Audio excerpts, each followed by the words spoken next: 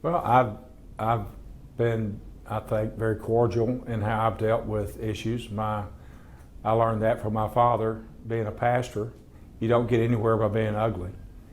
And so we try to work through the issues in a very pragmatic, practical manner. When I point to funding issues or other issues, I try to bring out the facts. I lose a lot of votes, and that's okay. I think we should let the nonprofits do what they do very well, let the county do what we do very well. It's really hard to build a $1 billion bridge. It's really hard to do $5 billion worth of drainage improvements. That's hard. That's what a county's needed for. Kindergarten daycare, I'm not opposed to the county doing kindergarten daycare. We can't afford to do kindergarten daycare. It's not our statutory responsibility.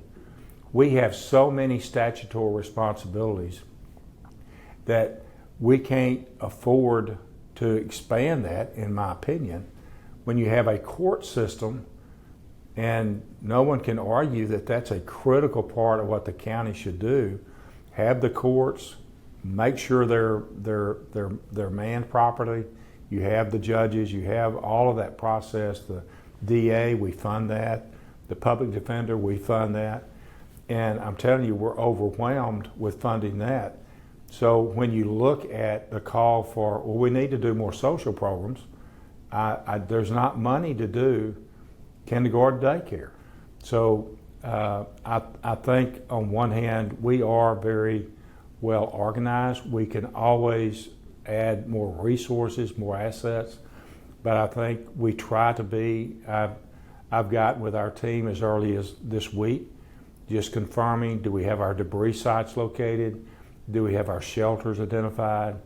If we have a hurricane, are we prepared to, whether it's a water rescue or whether it's involved with infrastructure failing?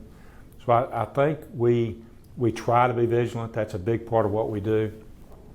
We have over 250 people. If we go into alert, in terms of the disaster alert, we have 250 people that stop doing their normal job and get ready to do a different job.